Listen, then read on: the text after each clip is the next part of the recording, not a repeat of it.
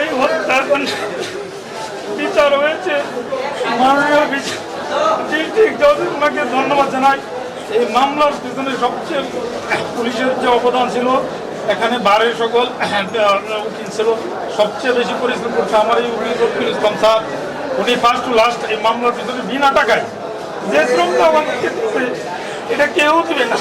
উকিলের জগতে অনেক জায়গায় গেছি কিন্তু আমরা পাই নাই। উনি আমাদেরকে বিপদ আমাদের সবসময় হেল্প করছে।